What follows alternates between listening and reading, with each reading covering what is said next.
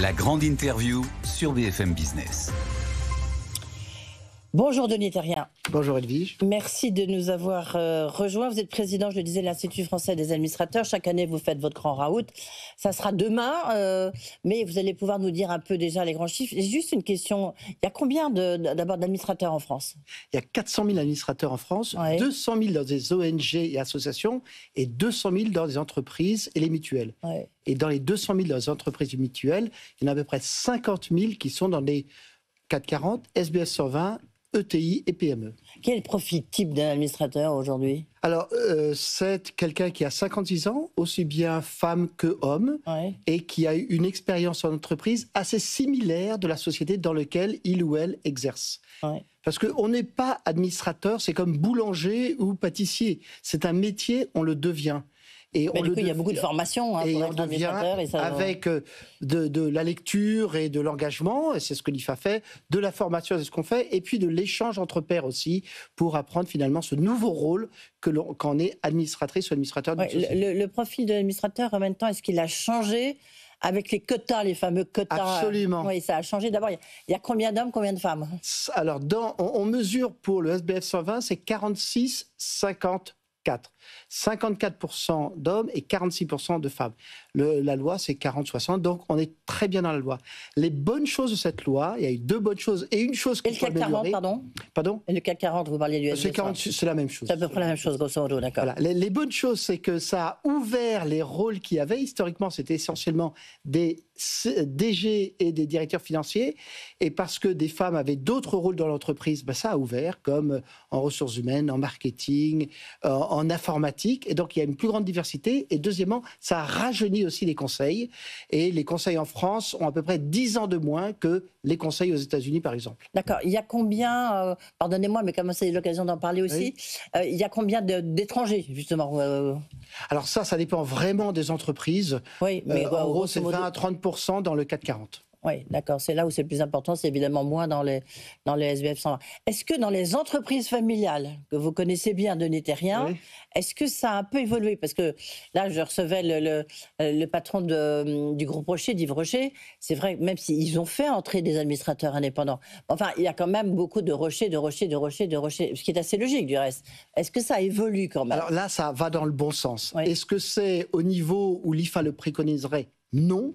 En revanche, on travaille énormément à l'IFA pour aider à comprendre ce qu'il faut comme bonne gouvernance dans les sociétés familiales. Par exemple, sur la succession, oui, qui est un sujet énorme dans les sociétés familiales. L'IFA a travaillé dessus. On a fait un guide qui explique quelles sont les meilleures pratiques dans la transmission. Et on s'aperçoit, par exemple, qu'il faut à peu près 7 ans pour transmettre son entreprise, même à quelqu'un de sa famille. Et donc, ça montre qu'il faut se préparer, faut bien se préparer là-dessus. Est-ce que le rôle de l'administrateur ou de l'administratrice a évolué là récemment? Il a beaucoup évolué. Surtout qu'on est dans un contexte très difficile, donc c'est vrai qu'il est un peu confronté, il faut qu'il s'occupe de l'entreprise, enfin qu'il regarde, mais surtout, il faut qu'il ait les yeux vers l'extérieur. C'est ça qu'on lui demande, non? Oui, alors il a énormément évolué les 20 dernières années. Premièrement, il y a un changement dans le législatif qui a donné de plus en plus de responsabilités au Conseil et aux membres du Conseil. Donc ça, c'est un élément. Deuxièmement, il y a toutes les évolutions des entreprises. On parle de la globalisation. Aujourd'hui, on va parler de la stabilité géopolitique. On a parlé des changements digitaux. Aujourd'hui, on va parler de l'arrivée de l'IA. Et il y a aussi un changement sociétal dans lequel il y a une demande de plus grand partage de la valeur. Et donc ces éléments, finalement, sont débattus au Conseil. Et le Conseil est là pour aider le DG à prendre la bonne décision. Éviter la mauvaise. Lapsus. Parce qu'on peut voir. Pas dire révélateur de Terrien. Parce que ce qu'on peut voir, je pensais à mauvaise à cause de ça. On peut voir, c'est pas parce qu'il y a toujours un bon conseil qui a toujours une réussite d'entreprise, parce qu'il faut avoir le bon produit au bon temps, au bon prix. En revanche, toutes les sociétés qui ont eu des sujets, que ce soit Renault, Atos, Casino, on peut toujours remonter à un défaut de gouvernance. Oui. Avez-vous le sentiment que, quand je vous demandais si ça avait le profil de l'administrateur ou de l'administratrice avait évolué, est-ce que le rapport avec le comité exécutif, parce que là, vous décrivez le schéma idéal, mais souvent, on se dit bien que l'administrateur, c'est le PDG qui l'a nommé.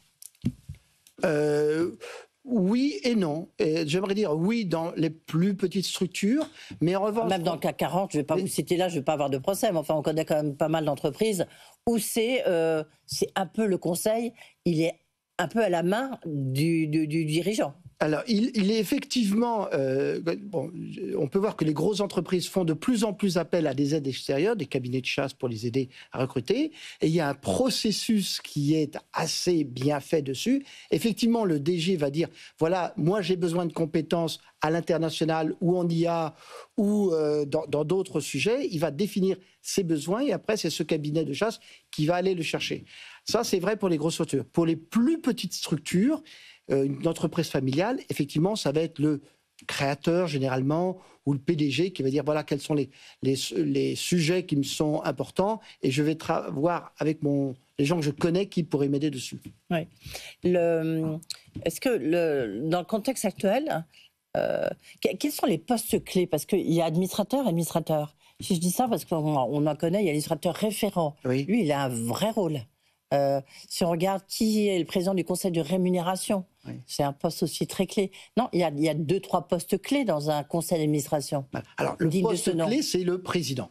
Non, ok, voilà. D'accord. Et oui. Quand il y a le président est en même temps DG, donc le PDG, oui. Alors il y a effectivement un administrateur référent. Mm-hmm. Et qui prend certaines fonctions qu'un président indépendant pourrait prendre. Donc c'est ça. Mais si jamais il y a un président qui est différent du DG, il n'y a pas besoin d'administrateur référent. À côté de ça, il y a plusieurs comités. Il y a un comité effectivement de nomination, rémunération et gouvernance. Il peut y avoir un comité stratégique, un comité d'audit. Et ces présidents de chaque comité ont un rôle de travailler en amont des dossiers, mais in fine, c'est le conseil d'administration qui, dans sa collégialité, va décider. Les comités ne décident pas, ils font le travail et proposent au conseil d'administration. Alors là, demain, vous allez travailler sur beaucoup de choses, sur le risque géopolitique et justement les administrateurs, et puis sur la fameuse CSRD. Oui. Vous avez fait une enquête, IFA, auprès de 150 administrateurs, et qui montre quand même qu'il y a 3 enseignements, grosso modo, qu'on peut retenir. Oui. Quels sont-ils? Alors effectivement, la loi CSRD est partie d'une intention exceptionnelle, parce que nous avons une responsabilité par rapport au monde qui nous entoure et par la durabilité. Okay. Et donc, tout le monde s'est dit, on va passer une loi sur la CSRD. Malheureusement, comme très souvent, les personnes qui ont fait passer ces lois connaissaient moins le monde de l'entreprise, et on fait passer un système des demandes de rapport qui sont trop complexes. Donc on a fait une étude auprès des membres de l'IFA, dont la plupart ont dû travailler sur ces rapports pour cette année. Et ce que l'on voit, c'est que, d'abord, la bonne nouvelle, 70% des gens qui ont été interrogés estiment qu'il y a des effets positifs, parce que l'organisation a appris à une meilleure appréhension des sujets ESG. En revanche, 68% estiment que le coût-bénéfice n'en vaut pas ne vaut pas la peine. Quand même presque les 2 tiers. Quoi. Ben voilà. Et pourquoi? Parce qu'on peut aller, il y a 1168 critères sur lesquels on peut être demandé de répondre. Et c'est beaucoup trop. Comment vous voulez après mettre en opérationnalité ces critères? 74%, c'est-à-dire 3/4, demandent une simplification. Ouais. La bonne chose, c'est que la loi Omnibus qui a été lancée va arriver et va aider à simplifier. Elle est suffisante à vos yeux? Elle va dans le bon sens. Elle va dans le bon sens. Mais alors, c'est pas complètement la réponse à ma question. Non. Mais toute simplification est nécessaire. Mais c'est comme dans les lois françaises. On parle aussi de lois sur le code du travail qu'il faut simplifier, des lois sur la fiscalité. Donc, je pense que le monde en général et l'Europe en particulier a besoin de simplifier toutes les lois qui nous entourent pour que chaque loi puisse avoir un impact opérationnel dans l'entreprise. Ouais. Maintenant, il y a un point aussi très très important. Donc là, on a bien compris le message qui relaye un peu ce qu'on entend ici, sur le risque géopolitique. Parce que par exemple, je reçois l'ancien ministre des Affaires étrangères, Hubert Védrine, qui est administrateur chez le VMH et chez d'autres. Pourquoi? Parce qu'il a justement il connaît bien la géopolitique. Est-ce que pour vous, c'est devenu le risque majeur et donc l'atout majeur d'un administrateur Aujourd'hui. Alors, ce n'est pas l'atout majeur, c'est un des atouts dont on a besoin dans le Conseil. Oui, c'est pour ça que je disais, mais est-ce que c'est l'atout majeur? C'est un atout dont on a absolument besoin. Et pourquoi cette géopolitique importe? Parce qu'on revoit toute la chaîne de valeur. Où est-ce qu'on va se fournir?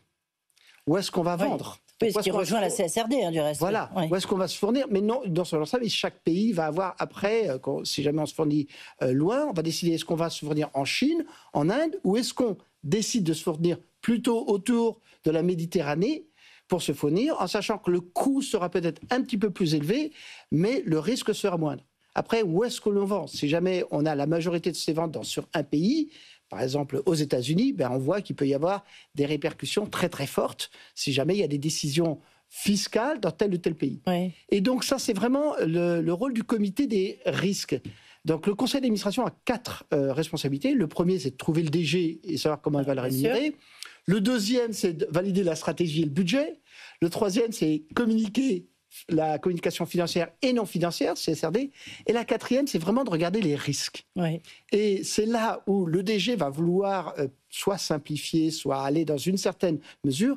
Et le conseil là, le comité des risques, en disant, attends, regarde quel est le risque que tu peux prendre en mettant tous tes œufs dans le même panier ou en diversifiant moins tes sources d'approvisionnement, par exemple. Oui, donc on voit quand même c'est un rôle clé, de plus en plus clé, c'est ça le point important, et notamment dans le choix du dirigeant.